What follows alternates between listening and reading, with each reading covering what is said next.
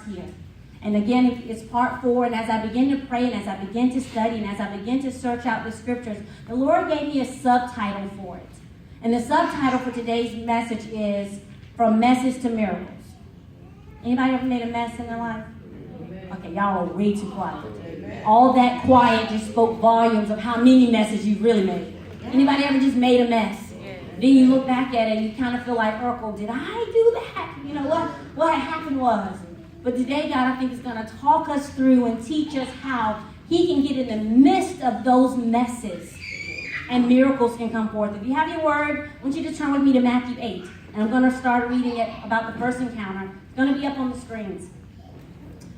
Verse 1 says, When Jesus came down from the mountainside, large crowds followed him. A man with leprosy came and knelt before him and said, Lord, if you are willing, you can make me clean. Jesus reached out his hand and touched the man. I am willing, he said. Be clean. Immediately he was cleansed of his leprosy.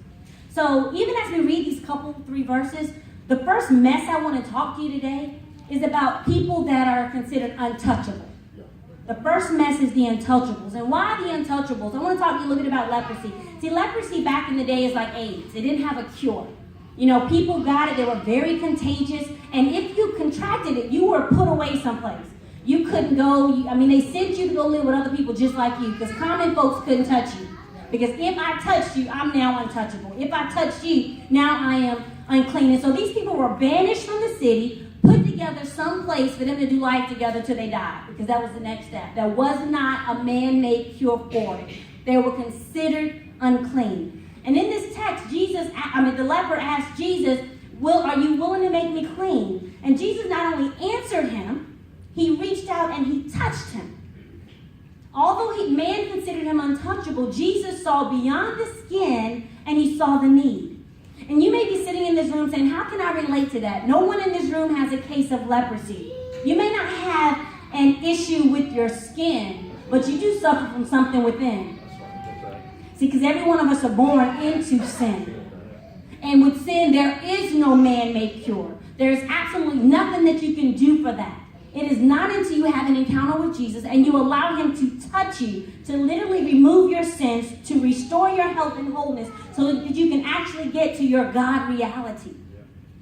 So this first encounter is Jesus touching a man that could not or wasn't supposed to be touched, but he reached down to the core of his very need. And what he did is he literally restored him. And you can be sitting here today, and I don't know what you've lost or what you've given up or what it's cost you or what you feel like you don't have or what you feel. I don't even know what labels you wear that other people have put on you that made you feel untouchable. I don't know what labels you put on yourself that literally makes you feel untouchable. But what God wants to tell us through this text today is when you begin to encounter him, man's touch has no power over you. Once you're touched by the Master, once you've been touched by the Messiah, it doesn't matter what that deep need is. It doesn't matter what it looks like on the surface, because this man's surface was horrible. But once God touched him, he was made clean and he was made whole. So when you think about that, the first one I want to get to is a mess becomes a miracle through God's touch. One touch changes everything. I want to read about the second encounter. We're going to skip down in chapter 8 a little bit to 14 through 16. And I want to spend some time here, because as I was studying this out, the Lord helped me to realize, even in my life, in my sphere of influence, and the people that I hang out with, and the people that I get to talk to, and the people that I get to minister to, that this is something that many of us are battling, and we don't even know it. We're not even aware. I tell people all the time, the devil you know, or the enemy you know, is way easier to fight than the one you don't. It's way easier. And when many of times we don't realize that we're in this battle, so we're getting beat up and don't even know it, Ali. So I want to read verse 14 through 16. It says, when Jesus came into Peter's house, he saw Peter's mother-in-law lying in bed with a fever. He touched her hand and the fever left her, and she got up and began to wait on him. When evening came, many who were demon-possessed were brought to him, and he drove out the spirits with a word and healed all the sick. In this text, we see Jesus using the power of his touch again, but we also see him utilizing the power of speaking the word. That's it. There was a touch, Then there's the word. And when you think about Peter's mother-in-law, she was sick with fever. Jesus touched her. She got up and she began to serve him. Her body temperature was unstable. Then you read a little further in the text, and many brought the demon-possessed back to him, and he spoke a word to them and drove out the evil spirits. So when we look at mess number 2 today, I want to call it the unstable. You have the untouchables, which is messy. Now you got the unstable, which is messy. And see, here's the thing. People don't want to talk about this. People don't want to realize that the spirit realm is real. That just as good as we have good, we have evil. We have angels, we have demons. We live in a fallen world, and everything is spiritual. The spiritual realm is greater than the physical because it happens first in the spirit, then it happens in the physical. And I want to talk to you guys just a couple minutes because this goes on so much, and people overlook it because when people think, I have a relationship with Jesus, I'm above being attacked. That's a lie from the pit of hell.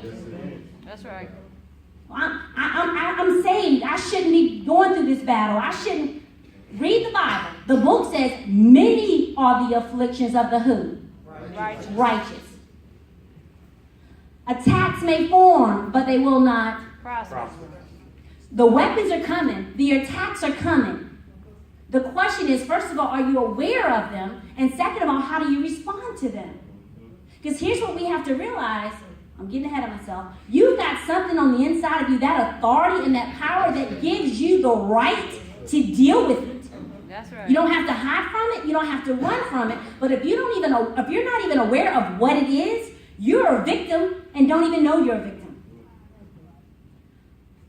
Think about it. To be demon-possessed simply means to have a demon, to be under its power or its influence, or to be troubled or harassed by one.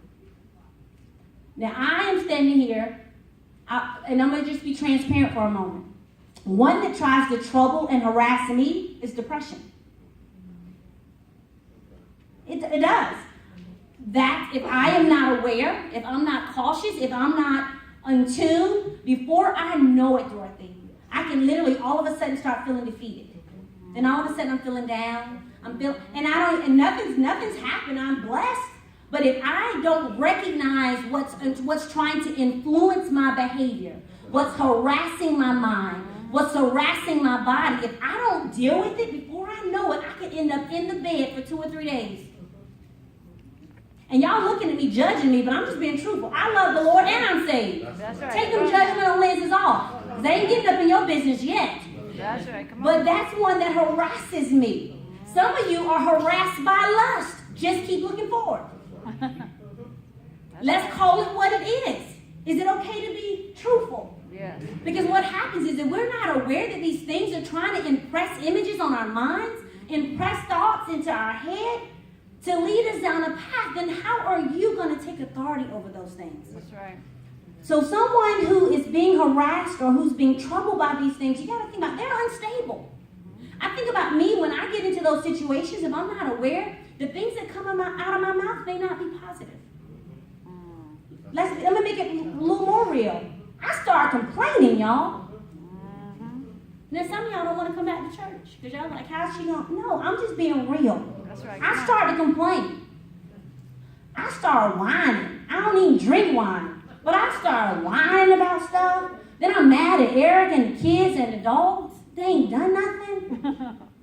Y'all real quiet. It might either mean y'all judging me or I'm just all up on y'all front steps. So we just leave it at that. And I literally, if I don't check that stuff and take authority over that stuff, it literally begins to influence my actions and my behavior. That's right. That's right. The spiritual realm I just told you is real. Think about it. Symptoms of some spiritual attacks. And I put them up here because I want you to take a look at these. And as I begin to study these out and think them through, I'm like, wow, we got to be aware.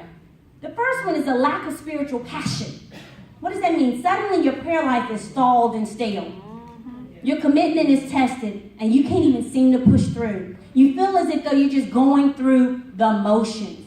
Or you're praying and you're not getting no response. God done forgot about you. All of a sudden you ain't motivated to go to church anymore. You don't see the value of it. You don't want to talk to your Christian friends. You find yourself vegging out watching TV. Stuff that you used to wouldn't watch, you now watching and kind of know by it. You literally start lacking spiritual passion.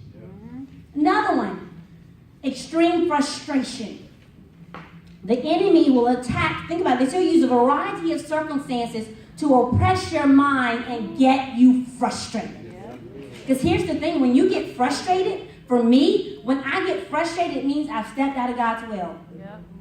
Because if I'm frustrated, that means I'm now getting confused. God's not in confusion. That's right. That's not where that comes from. So when I get frustrated, I am under attack because now I'm trying to be distracted. And usually that distraction is for my destruction. Come on. That's a sign of an attack. How about number 3, confusion about purpose? During a spiritual attack, there's often confusion about the direction of your life. This is one of the chief goals of an attack, to get a believer out of destiny. That's when you start questioning everything. Well, I thought I was supposed to do that. I don't know about this. I thought maybe I missed God on it. I don't know. You can't make a decision. You just flipping, flopping. God told you to serve. Well, I don't really want to do it anymore. Maybe that's not God. Maybe that's me. I don't know. He tells you to call somebody and encourage somebody. Well, maybe somebody else is supposed to be doing that because I got my own issues. You start turning it around. That's right. Don't just think that that's just life. No, you need to understand the enemy's come after you because he wants to get you off destiny. That's right. He wants to distract you. Number 4, how about this one? A lack of peace. Oh, yes. The enemy will bombard your mind with various thoughts and ongoing temptations to rob you of your peace. Your mind becomes irritated and exhausted. Yes. The enemy does all this so that he can bring mental fatigue. Because when you have mental fatigue, you forget you got the mind of Christ. That's true. Amen. And you start rolling over what you feel about something instead of what your faith says about something. How about this? Number 5, unusual sluggish and tiredness. A lack of energy and vitality are often the result of an extended attack. You've been in it a minute. That's right. Now, sometimes it's because you know you ain't eating right and exercising. I ain't talking about that. You know what that is. But I'm talking about you going through the things, you're doing the best you can to take care of your body, and all of a sudden you just feel tired, you want to lay down. You're sluggish because the enemy knows if he can literally get you to check out, you definitely ain't checking in for your God call. That's right. Number 6, a strong urge to quit your assignment. When you think about it, every born-again believer has purpose, and the enemy hates when you are boldly walking out that purpose and plan. So what he'll do is during an attack, he'll overwhelm you with thoughts and desires to give up and abandon your post. See, that's when men check out of marriages. That's right. That's when mamas check out of children. And you're like, I don't know why all of a sudden I don't love him anymore. What did that do anything? Come on now. Let's get back to the truth. All of a sudden, things you used to enjoy don't matter to you. I mean, that is spiritual. And see, what happens is we try to counter those things with physical. But you can't fight spiritual battles with physical weapons. That's right. You need to recognize that. Number 7, and this is a good one, y'all. Drawn back toward old bondages. In a long spiritual battle, a person is often pulled back towards negative cycles that they once broke free from. The enemy wants to enslave you once again to the same old bondages. Why? Because if he can discourage you and make it bad enough to give up where you are and for you to take your eyes off of what you're supposed to be doing and to focus in on sin, then he can now bombard you with shame and condemnation to literally start you on a spiral down into where you've been trying to climb up out of. That's a spiritual attack. Yes. That's a spiritual attack. Questioning direction and the call on your life that was once so clear. What happens, the enemy will literally begin to attack you to give you reasons why to give up on the very thing that you know you were born to do. There's some things you may not know and there's some things you may not understand, but all of a sudden the enemy will be saying, you know, you're born to be a teacher. And that's the gift. You're supposed to teach school level, high school, college, I don't know. You're supposed to teach. But all of a sudden it's getting hard, so now you want to go become a chef. I just want to bake cakes. All of a sudden, you're questioning what was clear to you. You went to school and you studied this and you've done this and you know that this is what you're supposed to do. But now all of a sudden you're questioning. See, oftentimes a person in the midst of attack will question, listen to this, prophetic words, spiritual breakthroughs, and significant experiences that they once had in God.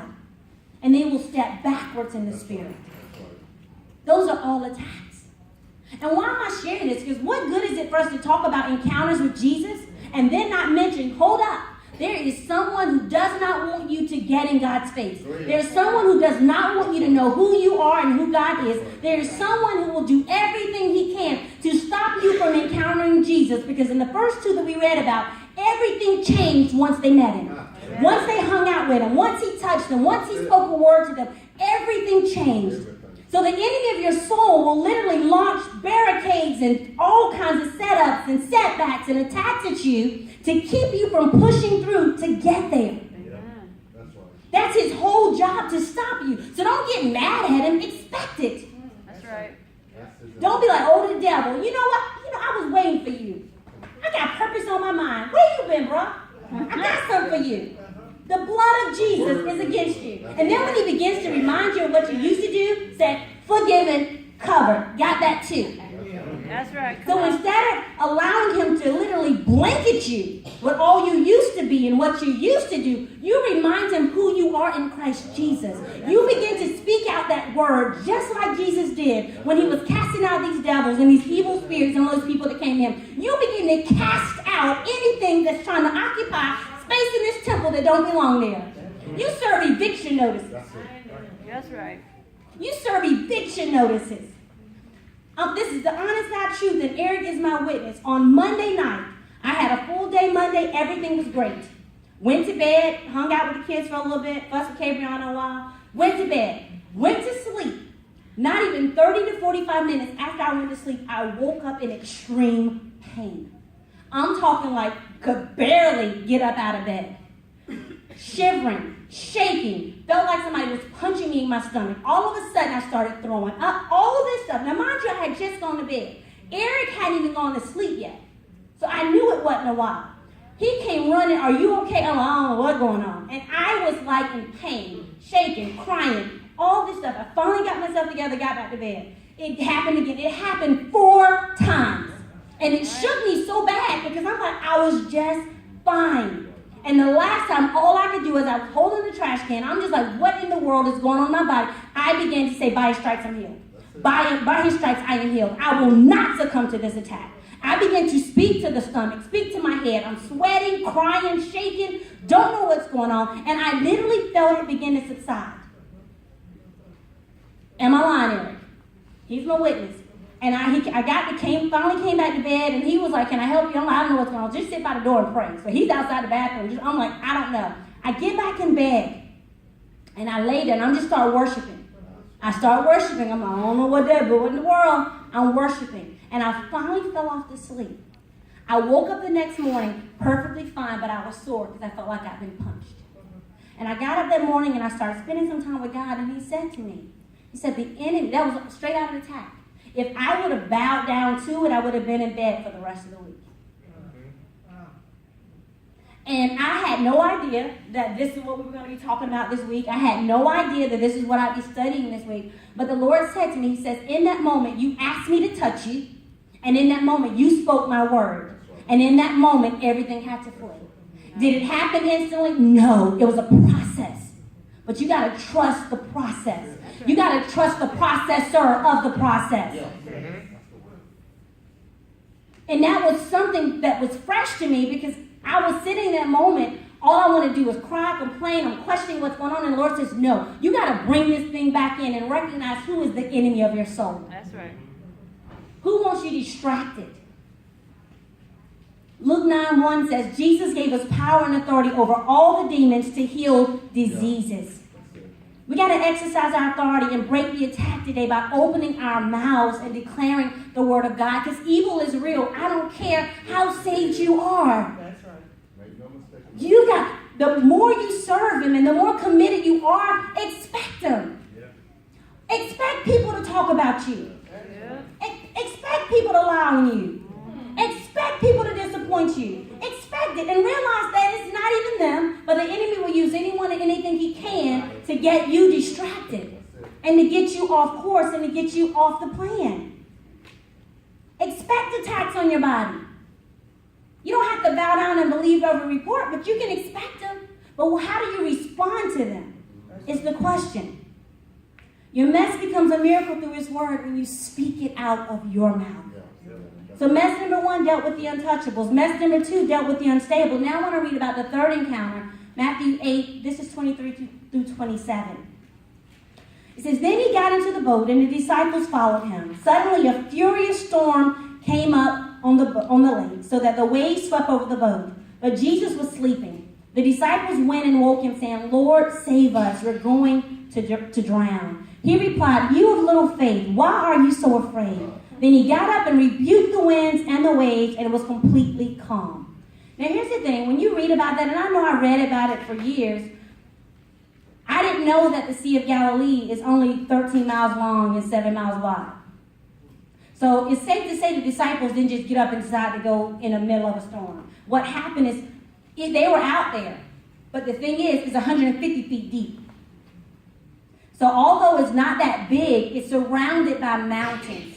So they could have gotten out and gotten started, and a storm could have come up quickly. And I think it said, you can get up to 20-foot waves. Can you imagine that on a little sailboat? I can't imagine that on a Carnival cruise ship. But imagine in this little bitty spot with the boat going and the waves going. And so I believe, and when you read the commentaries, this storm caught them off guard. They were surprised. It caught them off guard, and it scared the bejesus out of them. And here's the thing. The disciples had witnessed many miracles. They had seen Jesus do things, but they panicked when the storm got really bad. See, they knew Jesus could teach a good message. They knew he could heal the sick, but they did not know he could control the forces of nature. They didn't know him as that. They knew him as the teacher. And it's kind of like us. Many of us know Jesus in our lives from personal experience to do certain things, but we have some uncharted areas in our life that we are full of unbelief. If we're truthful. So we know him as a provider, but then maybe you don't quite know him as a healer. Or you know him as a friend, but you don't know him as this. You got the areas where your faith is strong, but you also have those ones that is weak. And the enemy literally comes after your weak areas. Because he knows if he comes after the others, you got a word for that. And you know him as that. But the areas that you don't know him is where you kind of get a little shaky. And so that mess number 3 that I want to mention to you guys is the unbelieving mess. The unbelieving mess. They had no idea that the wind and the waves would obey him. And when you study that text out, it says Jesus rebuked the wind and the waves. And rebuke in this text means to prohibit based on authority. So it is a specific action with the immediate expectation of complete and total obedience to the order. In other words, rebuke is a command to immediately stop doing something based on its authority. Your mess becomes a miracle through his authority. Through his authority. And walking in our authority is absolutely vital for a successful life as a Christian. See, because of his authority, when we're in him, we have that authority. He said he did some good stuff, but we would do greater stuff because of what he left on the inside of us, because of that authority. As a believer, here's what I want you to get. You are an authorized dealer of God's power. All right. You are an authorized dealer. I know they got a crack man on the corner. I know they got a weed man up on the next corner. But you got something that a $5 bag can't do this. All right. When you realize you are an authorized dealer of God's power, and it's literally your job to live in such a way that you're dispensing that. Do you understand who God is and the authority that he holds and the power that we have when we surrender and when we trust him? When we do that, he literally turns our messes into miracles. Yeah, that's it. Amen. And these encounters that we're reading about, they're great. But they're just little textbook stories if you don't figure out how it relates and applies to you. And how you can walk in it and what you're supposed to do with it. Our job as Christians is to demonstrate the gospel. Amen. It is to demonstrate it, not just in word, but in power. Yes. Which is why when you open up your mouth, defeat should never come up out of it. When you open open up your mouth, negativity shouldn't come out of it. Now, you better have you a safe place that you can just get real with. I got 1 or 2 people I can just call and just give it to them straight. And then they check me. And they love me. They don't judge me. They check me. Then tell me, you better. Now get yourself together and go do what you're supposed to do. But I got it out. I call it get the venom out. Just get the venom out so it can't hurt me later. That's right. But I can't go talking to everybody about that. That's right. If it's, I can't tell everybody I'm feeling weak in this and I'm struggling with this. But you better have some place that you can go that you can unload that so that they can refresh you and refill you so that you can do what you're supposed to do, because your life should demonstrate the gospel. That's right. It should demonstrate it. People may not know where you go to church, but they should know that you're a part of his church. Amen. Amen. They should know that. When you have an encounter with Jesus, it equips you. When you have an encounter with Jesus, it empowers you. We're supposed to have God's goodness on display 24/7. That's how people see the goodness of the Lord. That's how people are able to see who he is. You know, I can't see your God. Can you see me? Do you see his hand in my life? Do you see what he's done? Let me tell you where he's brought me from. Let me tell you who I used to be. Let me tell you how I used to treat people. Let me tell you how I used to think. People should see that. And I love when you study out God's power, you see the word dunamis, which is dynamite. Dynamite blows stuff up. That's right. See, that's what you're supposed to do in darkness, blow stuff up. When people want to tell you about their issues and their problems and all that, they blow stuff up. Blow up that false doctrine. Blow up the fears and the doubts. Blow up self-sufficiency. Your life should blow that up. These 3 encounters that we just read about with Jesus teaches us that it's our responsibility to ask, to be aware, and to live awake. That's right. See, what's happening is the church, a lot of it's sleeping. Come on now. And what's happening is people can't tell the difference between the world and the Word. People who are supposed to be living the Word anyway. That's right. The world, we're supposed to present a contrast, but you're looking so much like it that who knows the difference? It's our job to be determined to encounter Jesus every day, to empower us to break out of our messes, to stand in expectation for miracles. My prayer every morning is, God, show me the miracle today. What are the divine appointments and the miracles today? And whether you're sitting here today and you are a cleaned up mess, whether or not you are living in a chronic mess or you are a recovering mess, God's got something for that. That's right. And everybody that you meet's falling into one of those categories someplace. And God literally does want to use your life. Just like we studying these encounters with these people who met Jesus, your encounter with Jesus should be what the people at your job are talking about. Just like we're reading about these stories and what happened, people should be talking about what's happening in your life because that's the story that you're telling. People should hear that. You know, your mess becomes your message when you determine to break through the barriers. And you can't think about this, and this isn't right here in our text, but I think about the woman with the issue of blood. See, everybody's got a storyline that they can read and believe. She just happened to believe if I just break through culture, break through what I'm dealing with, and I just go touch him. If I have an encounter with him, it's going to take care of my issue. I even think about the story of the man where they tore the roof off. Because Jesus was on the inside. They couldn't get in. The devil is a lie. I'm going in. Tear the roof off the sucker. I'm going in. Why? Because his storyline is something on the inside. Need to work on the inside of me so that life can... Once you determine that you're going to encounter him, you got to make up your mind that you're not going to stay chained, that you're not going to keep the issues that you have, and you're going to push through to get whatever he has for you.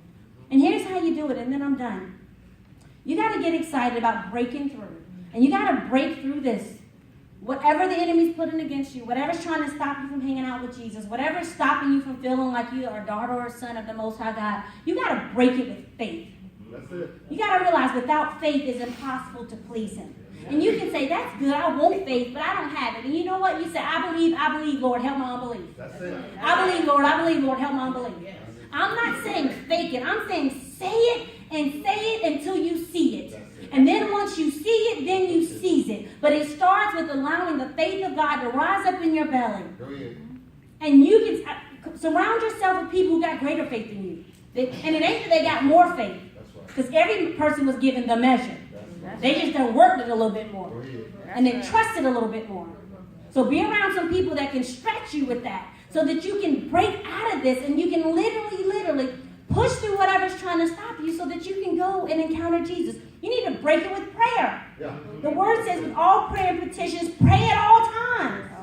You need to have a lifestyle of prayer. And I'm not talking about a lifestyle of complaining. No. How about when I talk to God just like I'm talking to you guys, especially when something happening ain't like I'm liking it. Lord, you know I ain't feeling this. I'm like, Lord, I know all things work out for my good. This ain't feeling good right now, Jesus. What's the plan? I'm about to open up my mouth, Lord, help me. That's right. But you pray. That's my prayer with him. It ain't all spiritual and deep, and I'm not praying no King James Version prayers. That ain't it. That's right. I'm just like, Lord, you gotta help me.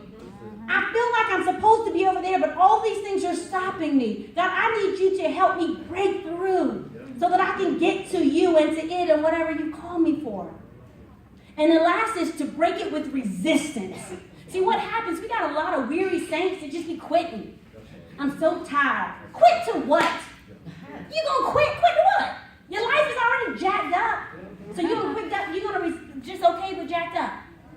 I'm just gonna stop. Stop going to church what? So you can be at your house where you're already miserable and won't cut the lights on and the blinds are down? Come on now. The word in James 4 says, submit therefore to God, resist the devil, and he will flee. You ain't got to run from him. He's defeated. But when you submit to God, you resist the foolishness that he's trying to put upon you to hinder you, and he got to go. You ain't got to be spitting and hollering and all that other stuff. You got to go. Now, in Jesus' name. Take authority over it. As a born-again believer, your life should put God's goodness on display. And I want you to remember this, and I should have put in the PowerPoint, I forgot. When you receive Jesus Christ as Lord and Savior, you automatically become a beneficiary and a recipient of God's power and authority. It ain't on like, you know how you get a check and the bank said it ain't good for 10 days?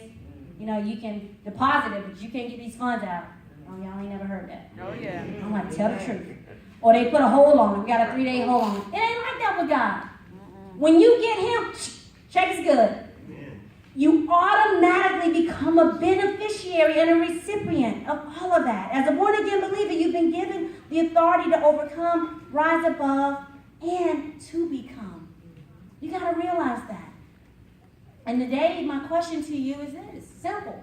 You know, we talked about the encounters. We talked about what's happened. Are you ready to move in your life, whatever that looks like? And it's different for all of us, from a place of message to miracles. And what you got to realize is every miracle begins with Jesus. You know, are you ready to have some breakthrough and to overcome in those areas? It begins with Jesus. And here's what we have to be, whether you are a seasoned saint or you are ain't, whichever one you are. You've got to be committed to encounter Jesus in a new way. That's it. I don't care if you walk with him for 10, 20, 30, 40 years.